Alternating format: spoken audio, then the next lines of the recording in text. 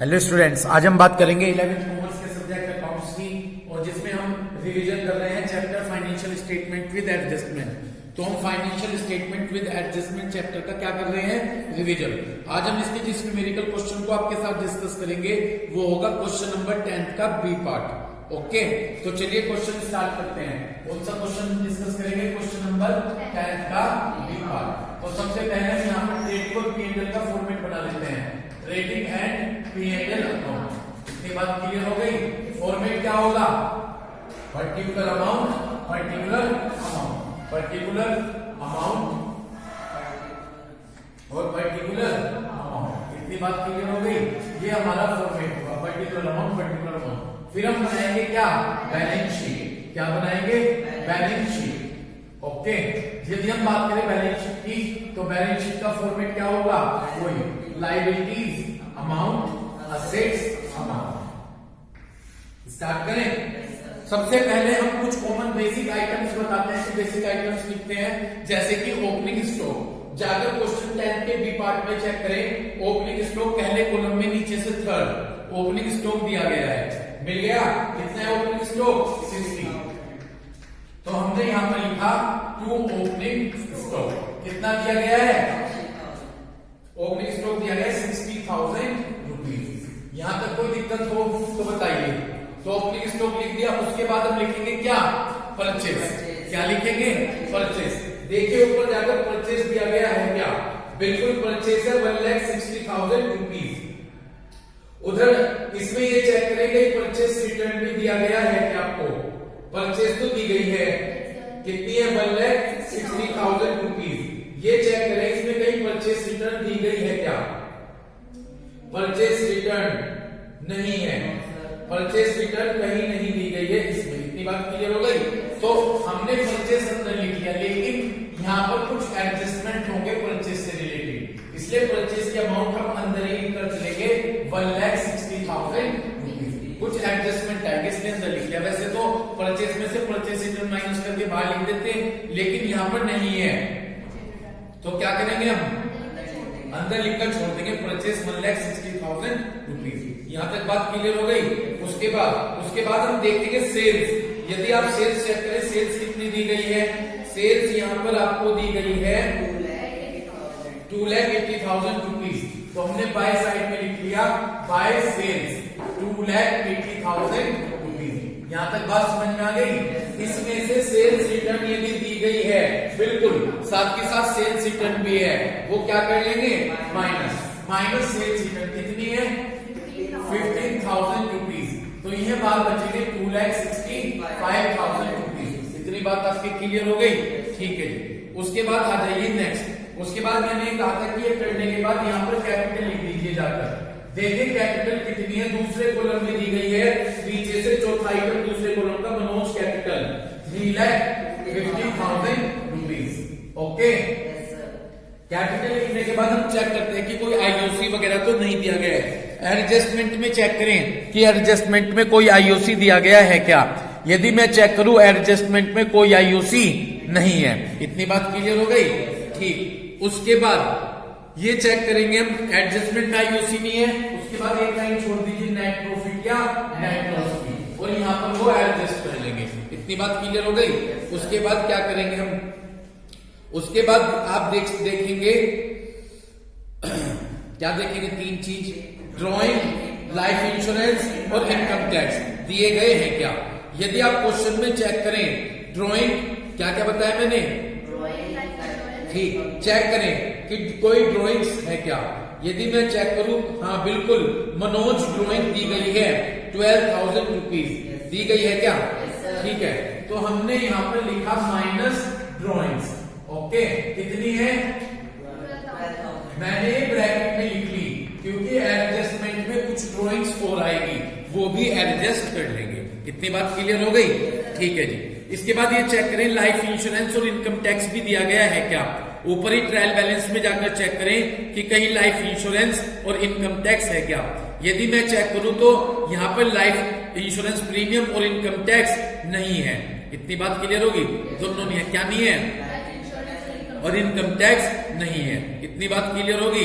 अब इसके बाद अब आप क्या करेंगे? करो स्टार्ट। इसके बाद बस ये लिख लिया आपने। इसके बाद एडजस्टमेंट पर फोकस कीजिए, एक एक एडजस्टमेंट कंसीडर कीजिए, ठीक है भाई। पहला एडजस्टमेंट, क्लोजिंग स्टॉक 55,000 है। कहां पर आता है closing stock? Yes yes yes yes yes, हाँ असेट्स। और दूसरी जगह ट्रेडिंग अकाउंट के क्रेडिट में। याद नहीं किया आपने जाकर? मैंने उस दिन समझाया था एडजस्टमेंट किए तो नहीं याद?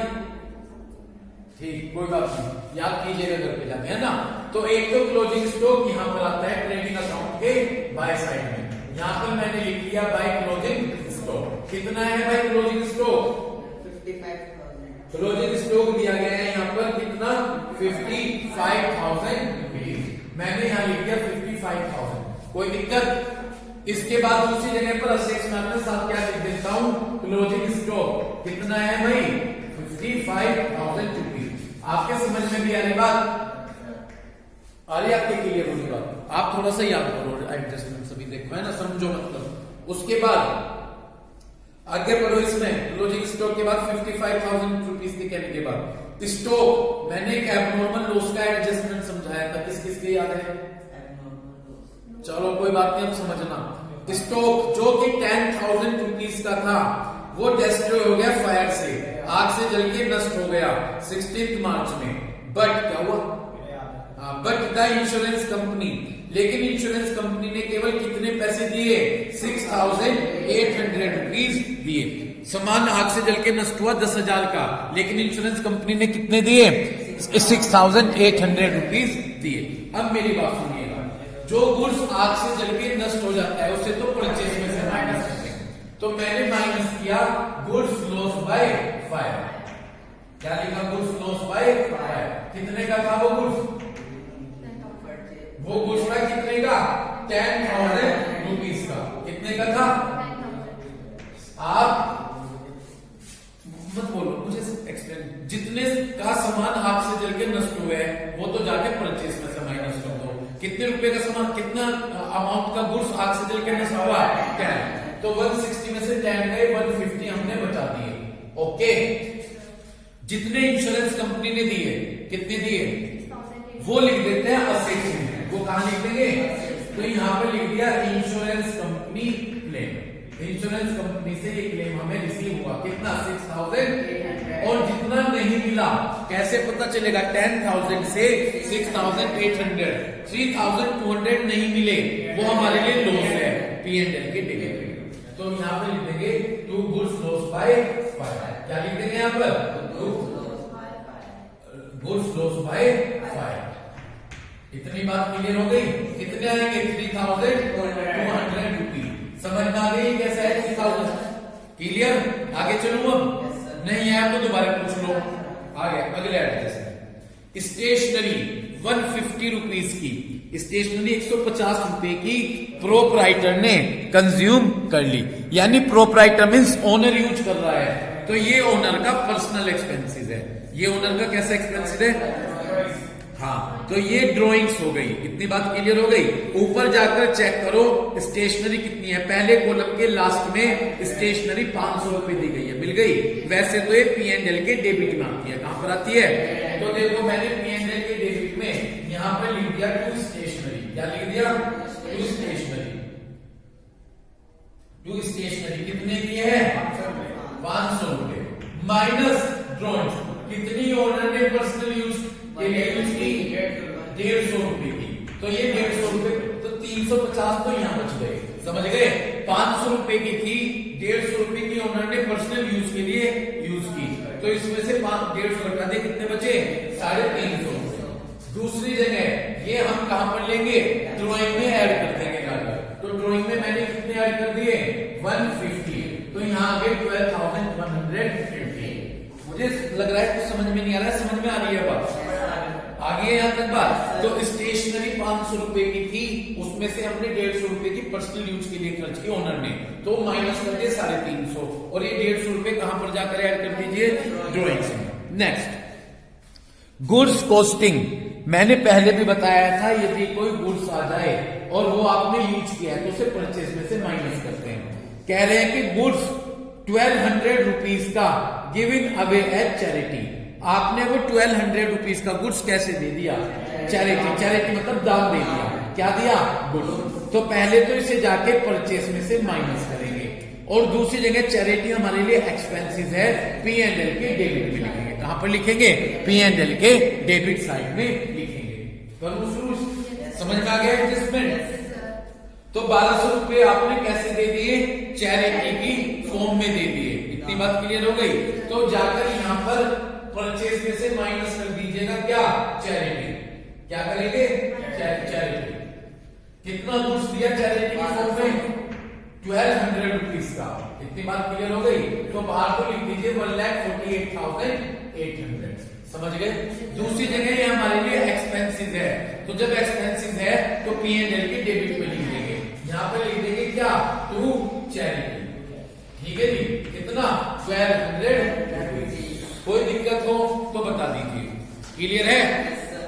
आगे चलिए। आपको 3 एडजस्टमेंट बिल्कुल क्लियर हो गए? ठीक, अंधेरा होता जा रहा है बिल्कुल। ठीक है, इतनी बात क्लियर हो गई?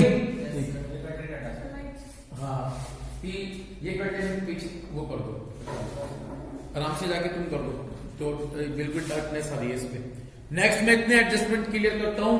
नेक्स्ट ये कहा गया कि एक न्यू साइन बोर्ड, समझ रहे हैं क्या कहा गया? ए न्यू साइन बोर्ड जिसकी कॉस्टिंग 1500 रुपए है, वो एडवर्टाइजिंग में इंक्लूड है। बहुत बढ़िया। आ जाओ। एक न्यू साइन बोर्ड जिसकी कॉस्टिंग 1500 रुपए है, वो किसमें इंक्लूड है? एडवर्टाइजिंग। देखो पहले मेरी बात समझो। न्यू साइन बोर्ड क्या होते हैं? जैसे बड़े बड़े शहरों में बड़ी बड़ी शॉप होती है, उनके बाहर बोर्ड लगे रहते हैं, वो कंपनी के लिए असेट्स मानी, वो उसके लिए क्या मानी जाती है? असेट्स। ये न्यू साइन बोर्ड है तो असेट्स। आपने कहां लिख ली? आपने कहां लिख ली? एडवर्टाइजमेंट में। तो थी तो ये असेट्स और आपने लिख ली एडवर्टाइजमेंट, तो एडवर्टाइजमेंट में से तो जाकर माइनस कर दीजिए और जाकर असेट्स में शो कर दीजिए। समझ गए? जाकर देखिए ऊपर एडवर्टाइजमेंट कितनी है, ऊपर चेक करें जाकर आप। एडवर्टाइजिंग 4800 है। ठीक, तो ये एडवर्टाइजिंग P&L के डेबिट में लिखते हैं। तो यहां पर हमने लिखा एडवर्टाइजिंग। कितना है एडवर्टाइजिंग? 4800 माइनस मैंने कर दिया न्यू साइन बोर्ड। ठीक है ना? कितने का है? 1500 का। तो ये 3300 बचे, यानी एडवर्टाइजमेंट के तो 3300 रुपीज है। न्यू साइन बोर्ड हमारे लिए क्या है? असेट्स। तो जाकर असेट्स में मैंने यहां पर लिख दिया न्यू साइन बोर्ड। ठीक है, 1500 रुपीज। उम्मीद है ये भी क्लियर हो गया होगा। क्लियर है भाई? नेक्स्ट रेंट, ये भी ध्यान से समझना है। 5th, इस क्वेश्चन के सभी एडजस्टमेंट बढ़िया हैं। ठीक है ना? Rent is to be allocated. Rent जो भी है फैक्ट्री से रिलेटेड 2/3 है। पहली बात, फैक्ट्री के खर्चे ट्रेडिंग अकाउंट में आते हैं, तो ये कह रहे हैं कि फैक्ट्री से रिलेटेड 2/3 है, वो तो हम लिखेंगे ट्रेडिंग अकाउंट में। और ऑफिस से रिलेटेड 1/3 वो हम लिखेंगे P&L के डेबिट साइड में। इतनी बात क्लियर होगी? ठीक है जी। तो रेंट कह रहे 2/3 किससे रिलेटेड है? फैक्ट्री। देखो मैंने यहां पर लिखा 2 रेंट लिख दिया। एक बार यहां चेक करो, ऊपर रेंट कितना दिया गया है? ऊपर रेंट चेक करो जी, 12,000। मैं भी चेक कर लूं रेंट। Okay, first 12,000। ओके, देखो 12,000 है, कितना कह रहे फैक्ट्री से रिलेटेड? 2/3। ठीक है ना? 8,000 आ जाएगा। तो 8 इस तरह से निकाल दिया। ये 8,000 तो मैं लिख दूंगा ट्रेडिंग अकाउंट में। कहां लिख दूंगा? ट्रेडिंग अकाउंट में। इतनी बात क्लियर हो गई? उसके बाद कितना कह रहे हैं? ऑफिस से रिलेटेड 1/3। इस 12,000 का 1/3 कैलकुलेट करूंगा 4,000। ये ऑफिस से रिलेटेड है, तो ये P&L में जाएगा। कहां पर आ जाएगा? तो यहां पे लिख दिया 2 रेंट। कितना? 4,000 रुपीज। यहां तक बात क्लियर हो तो बता दीजिए। क्लियर है बात? निमट गए रेंट वाला भी एडजस्टमेंट। समझ गए? नेक्स्ट डेप्रिसिएशन कहा गया है।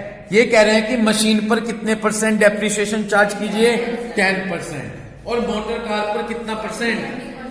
20। पहले तो मैं मशीन पर कैलकुलेट करूंगा, 10% है। ऊपर जाकर चेक करो, पहले कॉलम में मशीन 2 दी गई है। एक मशीन आपने 1 अप्रैल में खरीदी है, 1 अप्रैल में, ठीक है, ये तो साल के शुरुआत में खरीद ली। और दूसरी प्लांट और मशीन 1 साल, ये साल के बीच में खरीदी है। तो सुनो, पहली मशीन जो कितनी है 80,000 की, उस पर तो पूरे साल भर का डेप्रिसिएशन लगेगा। लेकिन जो दूसरी मशीन एक साथ में खरीदी, देखो 7, 8, 9, 10, 11, 12, 1, 2, 3, उस पर लगेगा 9 महीने का। समझ गए? तो पहली मशीन पर तो आप पूरे साल भर का डेप्रिसिएशन चार्ज करेंगे, और दूसरी मशीन पर आप कितने मंथ का, 9 मंथ का डेप्रिसिएशन चार्ज करेंगे। समझ गए? ठीक है। तो देखो मैं यहीं पर कैलकुलेट करता हूं। पहली वाली मशीन कितने की थी, 80,000 की। तो 80,000 मल्टीप्लाई डेप्रिसिएशन का रेट 10/100, तो 8,000 आ गया। इसमें तो पूरे साल भर का निकाल दिया। दूसरी वाली मशीन कितने की है, 20। तो देखिए 20,000 मल्टीप्लाई 10/100 और मल्टीप्लाई कितने मंथ का, 9 मंथ का आया। कितने मंथ का आया, 9 मंथ का कैलकुलेट होकर आया, 9/12। ये आ जाएगा भाई आपका 20 में से तो 2000 आ जाएगा, 1500 रुपए आ जाएंगे। कितना आ जाएंगे, 1500। और टोटल आ गया 9,500। ये 9,500 क्या आया कैलकुलेट होके, डेप्रिसिएशन। समझ गए क्या? एक बार दोबारा फिर देख लो। सबसे पहले आपने 80,000 की है, 80,000 की आपने कब खरीदी थी, 1 अप्रैल। तो इस पर तो पूरे साल भर का लगा दीजिए। तो 80,000 का कितने परसेंट, यस 80,000 में 10%, कितना आ गया 8,000। और लेकिन आपने जो ये 20,000 के ये एक साथ में खरीदी, यानी कब खरीदी, जुलाई में खरीदी। तो जुलाई, अगस्त, सितंबर, अक्टूबर, नवंबर, दिसंबर, जनवरी, फरवरी, उस पर 9 महीने का। तो आपने लिखा कितना, 20,000 मल्टीप्लाई 10/100 मल्टीप्लाई 9/12, कितना आ गया 1,500। तो जोड़ के आ गया 9,500 रुपीज। इतनी बात क्लियर होगी? ठीक है भाई।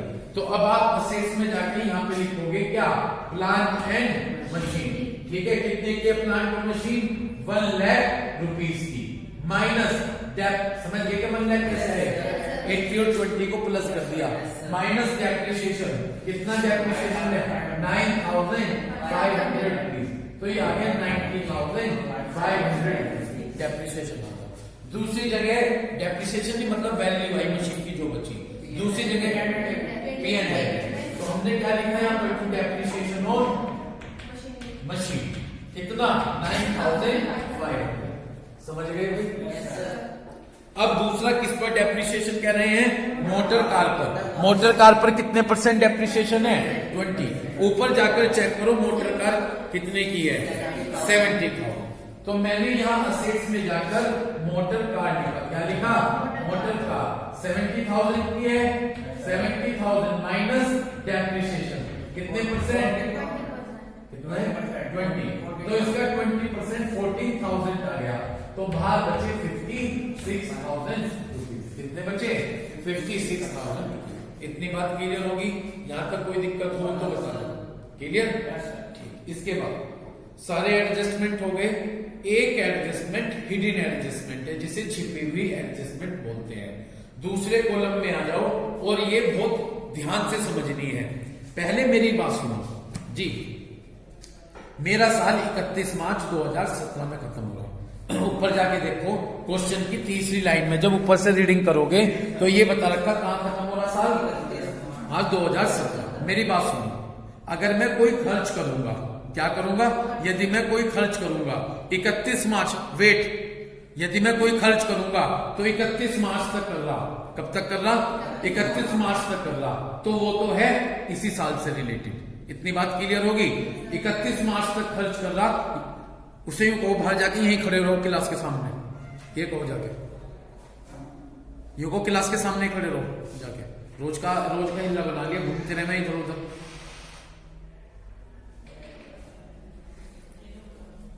जी पढ़ो, बोलूं, इंश्योरेंस प्रीमियम। इंश्योरेंस प्रीमियम आपने कितना पेड किया, 1/1/2017 में से पेड किया, 31/12/2017, मतलब 1 जनवरी में पेड कर रहे। 1 जनवरी से कब तक पेड कर रहे, 31 दिसंबर तक। इतनी बात क्लियर होगी। लेकिन हमें लेना 31 मार्च तक, क्योंकि हमारा साल कहां खत्म हो रहा, 31 मार्च। देखो मैं यहाँ लिख कर बताऊंगा। पहली बात, मेरा साल जो है वो 1 अप्रैल 2016 से चल रहा और 31 मार्च 2017। मुझे लेना 31 मार्च 2017 तक। कहां तक लेना? और मैंने जो इंश्योरेंस प्रीमियम पेड किया वो 1 जनवरी 2017 से 31 दिसंबर 2017 तक पे करा, कि 12 महीने का पे करा। लेकिन मुझे कहां तक लेना? तो जनवरी, फरवरी, मार्च, केवल मेरा 3 महीने का लेना और 9 महीने का मैंने एडवांस दे रखा। जो बात समझ गए क्या? क्योंकि मेरा साल कहां पे खत्म हो रहा, 31 मार्च 2017 हो रहा। 31 मार्च 2017 में मेरा साल खत्म हो रहा, तो मुझे लेना 1 जनवरी से 31, 3 महीने, यानी 3 महीने का लेकर चलना मुझे। और बाकी इंश्योरेंस प्रीमियम 12 महीने का पेड करा, तो 9 महीने का एडवांस पे। समझ गए? ठीक। ऊपर जाके देखो इंश्योरेंस प्रीमियम कितना पेड किया, 1200 पेड किया जी। 1200 12 महीने का पेड कर रखा। 1200 को 12 से डिवाइड करो 100। 1 महीने का कितना है? कितने महीने का लेके चलना? 3। तो 300 बैठे हैं। ठीक है, कितने बैठे हैं? 300। और 9 महीने का एडवांस दे रखा, तो 900 प्रीपेड है। 900 क्या है? प्रीपेड। देखो भाई अब कैसे करूंगा। मैंने यहाँ पे लिखा टू इंश्योरेंस प्रीमियम। क्या लिखा है यहाँ पे? टू इंश्योरेंस प्रीमियम 1200 रुपए। कितने के? Minus prepaid. क्या लिखे? Minus prepaid. क्लियर है? कितने हैं प्रीपेड? 900। कितने हैं? 300 क्यों होते प्रीपेड? 9 महीने के एडवांस दे रखे। 1 महीने के कहां से? 1 अप्रैल 2017 से 31 दिसंबर 2017, 9 महीने के एडवांस दे रखे, तो 900 रुपए प्रीपेड है। तो 300 रुपए तो आगे ही है। और प्रीपेड कहां लिखे? असेट्स। तो असेट्स में जाकर मैंने क्या लिखा है यहाँ पर? Prepaid insurance. कितना है? 920। इतनी बात समझ में आ गई? तो ये 900 रुपए हमने इंश्योरेंस के एडवांस पे किए हुए हैं। इतनी बात क्लियर होगी? सारे एडजस्टमेंट क्लियर हैं? ठीक है। एक बार अब ऊपर से ट्रांजैक्शन देखते चलो, मैं बताता चलूंगा, बस ये अपना आप फील कीजिएगा। ठीक है, वो वाला 1400। ठीक है, हाँ जी, तो वो भी लिख देता हूँ। वो भूल गए वहां पे है टू डेप्रिसिएशन ऑन किस पे? मोटर का। कितना? 14,000। इतनी बात क्लियर हो गई? ठीक। उसके बाद पढ़िएगा, ऊपर से देखते चलिए, मैं बताता चलता हूँ, खुद फील कीजिएगा, है ना। प्लांट और मशीन, यदि मैं बात करूं प्लांट और मशीन की, तो प्लांट और मशीन तो हो चुके हैं। डेटर्स कहां लिखोगे? असेट्स। ओके। इसके बाद क्रेडिटर्स, लायबिलिटीज। क्लियर? फर्नीचर हो गया। हो गया है? नहीं हो गया है? हो गया है। फर्नीचर नहीं, कहां हुआ है? फर्नीचर असेट्स में आएगा, हुआ नहीं है। तो फर्नीचर कहां लिख लीजिएगा? असेट्स में। मोटर कार हो चुकी है। उसके बाद परचेस, परचेस भी बिल्कुल हमने लिख दी है। सेल्स बिल्कुल लिख दी है। सेल्स रिटर्न ये भी हमने लिख दी। सैलरी, सैलरी रह गई है, तो सैलरी कहां पर लिखेंगे? P&L अकाउंट के डेबिट में। ओपनिंग स्टॉक हो चुका है। मोटर कार एक्सपेंसेस नहीं, P&L के डेबिट में। स्टेशनरी हो चुकी है। इतनी बात क्लियर हो गई? रेंट, रेंट भी हमने लिख दिया। क्लियर है? तो रेंट भी हो गया। नेक्स्ट क्या है हमारा? इंश्योरेंस प्रीमियम पेड, ये भी अभी हमने किया है। ओके। कैश एट बैंक, ये हमारे लिए असेट्स होती है, असेट्स में लिख दीजिएगा। वेजिस, ये ट्रेडिंग अकाउंट के डेबिट साइड में आ जाएगी। एडवर्टाइजिंग हो गई है। एडवर्टाइजिंग का एडजस्टमेंट में था, बिल्कुल एडवर्टाइजिंग हमने कर दिया है। कैरिज इनवार्ड, देखिए कैरिज इनवार्ड ट्रेडिंग से रिलेटेड एक्सपेंसेस है, तो ये ट्रेडिंग अकाउंट के डेबिट साइड में लिख दीजिएगा। कैरिज आउटवर्ड, ये P&L से रिलेटेड खर्चा है, तो इसे P&L के डेबिट साइड में आप लिख दीजिएगा। Okay. Fuel and power, factory से रिलेटेड है, तो ट्रेडिंग अकाउंट के डेबिट में। मनोज की कैपिटल हो गई है, ड्रॉइंग हो गई है। ब्रोकरेज, ब्रोकरेज P&L के डेबिट साइड में लिखेंगे, तो ब्रोकरेज कहां पर आ जाएगा? और डोनेशन, डोनेशन P&L के डेबिट साइड में। डोनेशन कहां पर लिखोगे? P&L के डेबिट। ठीक है जी। तो इस तरह से आज हमने क्वेश्चन नंबर 10 का बी पार्ट क्या उम्मीद करता हूं वीडियो देखकर आप इस क्वेश्चंस को बड़े अच्छे से क्लियर करेंगे। Thank you.